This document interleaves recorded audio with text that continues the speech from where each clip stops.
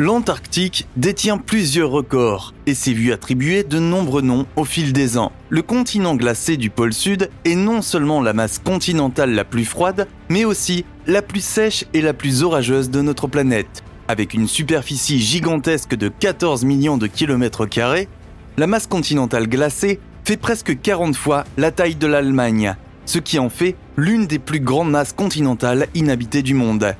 Et l'une des seules masses continentales inhabitées, en fait.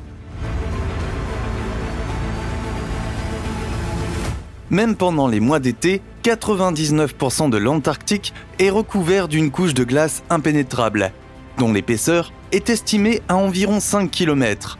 Pendant l'hiver, les températures à l'intérieur du pays tombent à un froid glacial de moins 70 degrés Celsius.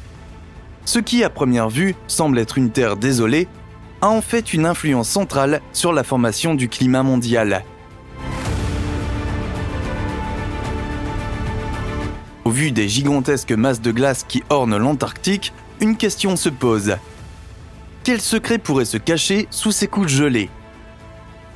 Nous allons explorer plusieurs secrets bizarres et presque incroyables de l'Antarctique, ainsi que plusieurs mystères que les scientifiques espèrent bientôt résoudre.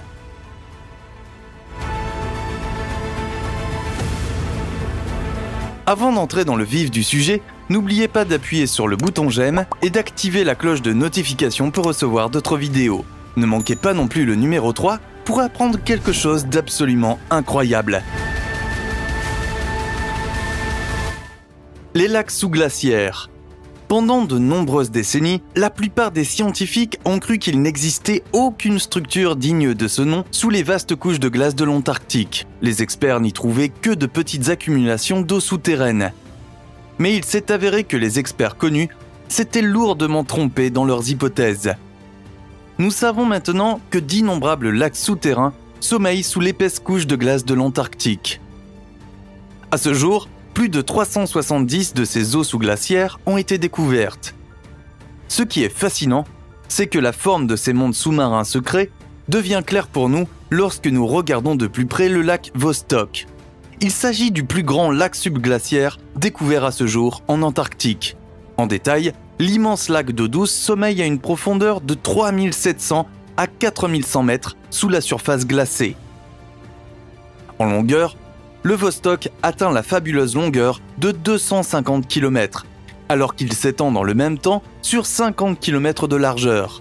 La profondeur de l'eau peut atteindre 1200 mètres, ce qui en fait un lac incroyablement profond par rapport aux autres lacs. Dès les années 1950, la thèse scientifique selon laquelle il pourrait y avoir un gigantesque lac sous la station russe de Vostok en Antarctique orientale a été avancée. Toutefois, ce n'est qu'en 1996 que l'existence de cette époustouflante étendue d'eau a été prouvée de manière irréfutable, à l'aide de données scientifiques modernes. Mais comment est-il possible qu'une masse d'eau liquide existe sous la glace de l'Antarctique, alors que les masses d'eau au-dessus sont gelées en raison des températures glaciales ?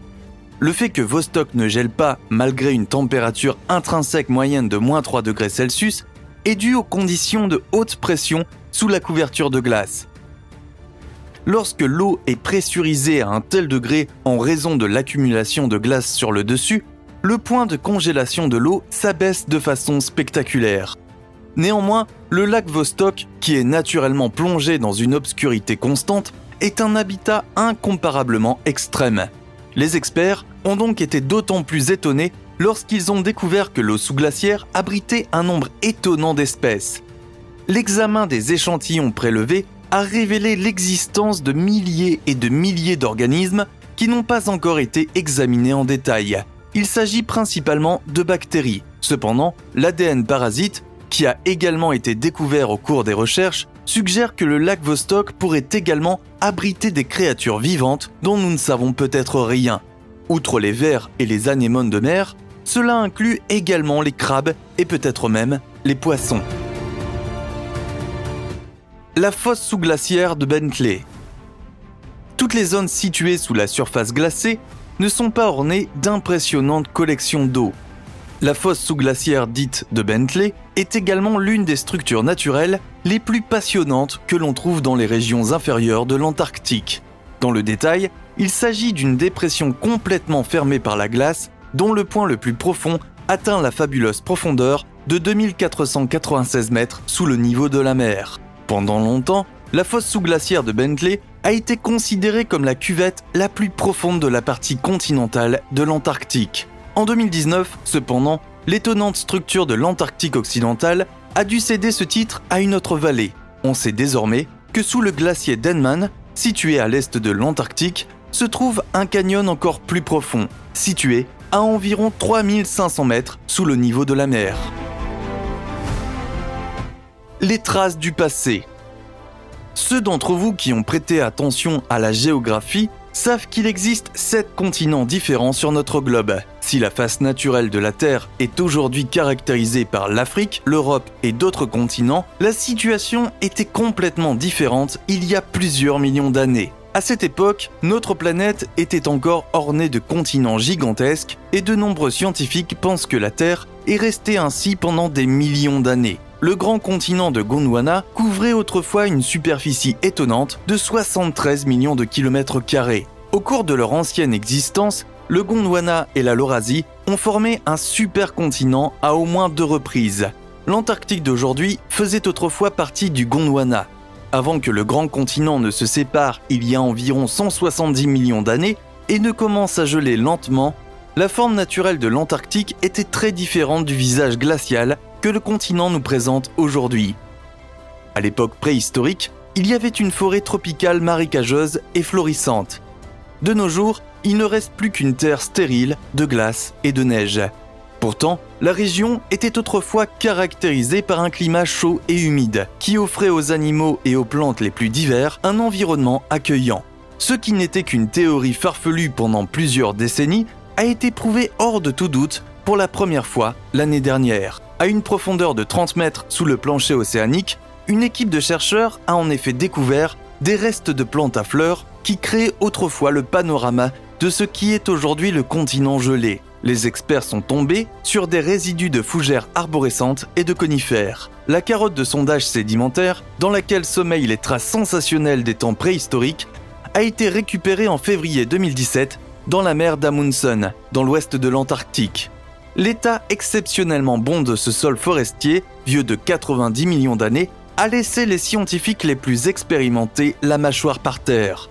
Une collection primitive de plantes s'est étalée sous les yeux des chercheurs, composée entre autres de pollen, de spores et de résidus de plantes à fleurs.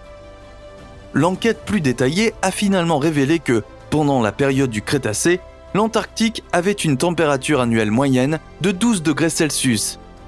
Cela aurait été assez chaud par rapport à la plupart des continents sur lesquels il faisait environ 54 degrés Fahrenheit. Pierres radioactives. Lorsque nous pensons à l'Antarctique, des images de paysages vastes et glacés, de glaciers gigantesques et de mers glacées nous viennent immédiatement à l'esprit. Mais saviez-vous qu'il existe une source incroyablement chaude sous l'énorme couche de glace, qui fait fondre la glace au-dessus ? Cette découverte a été faite par plusieurs chercheurs des British Antarctic Surveys en 2018. Dans le cadre de leur étude, les experts ont rapporté que l'immense chaleur souterraine a fait dériver une couche de glace d'environ 5000 km² de plus en plus loin en dessous. Les experts sont arrivés à cette conclusion lorsqu'ils ont repéré sur leur radar d'énormes lacs sous-glaciaires situés à plusieurs kilomètres sous la surface de l'Antarctique. Les chercheurs ont été particulièrement étonnés par le fait qu'une surface de glace 5 fois plus grande que Berlin avait soudainement complètement disparu. Mais quelle pourrait être l'origine de ce processus naturel de fonte ? Si l'on suit les théories des scientifiques, ce sont très probablement des pierres radioactives qui alimentent ce processus. La source chaude pourrait alimenter le processus depuis des milliers, voire des millions d'années. Les experts supposent que de nombreuses autres sources de chaleur géothermique, encore non découvertes, se cachent sous la glace. Cependant, la fonte des glaces qui en résulte est également associée à des conséquences dévastatrices. La présence de glace fondue sous la croûte glaciaire pourrait rendre la région beaucoup plus sensible aux manifestations du réchauffement climatique. En même temps, l'eau supplémentaire provoque une augmentation régulière du niveau de la mer, qui est actuellement d'environ 0,6 mm par an. et la tendance est à la hausse. En effet, la perte annuelle de glace du continent a triplé en quelques années. Plus précisément, l'Antarctique perd chaque année environ 220 milliards de tonnes de ses dépôts de glace naturels. Pour la plupart des scientifiques, c'est la preuve que la planète se réchauffe à l'échelle mondiale. Cependant, pour les opposants, ce n'est peut-être rien d'autre que la preuve que les températures mondiales sont simplement en train de changer une fois de plus, même si, il faut bien l'admettre, cela se produit à une vitesse alarmante. Si l'on tient compte du fait que l'Antarctique était autrefois une magnifique forêt tropicale, il est logique qu'avec le temps, il puisse redevenir une forêt tropicale. Cependant, pour ceux qui croient à cette théorie, il existe un obstacle particulier, qui est difficile à surmonter. Il faut se rappeler que l'Antarctique était autrefois rattaché à d'autres continents, et qu'il aurait probablement été situé beaucoup plus au nord qu'il ne l'est aujourd'hui. Lorsque le continent a commencé à dériver vers le pôle sud, il est logique qu'il ait gelé. Cependant, il ne s'agit là encore que d'une théorie. En réalité, nous ne savons pas avec certitude ce qui aurait provoqué la congélation du continent. C'est ce qui rend la discussion si fascinante.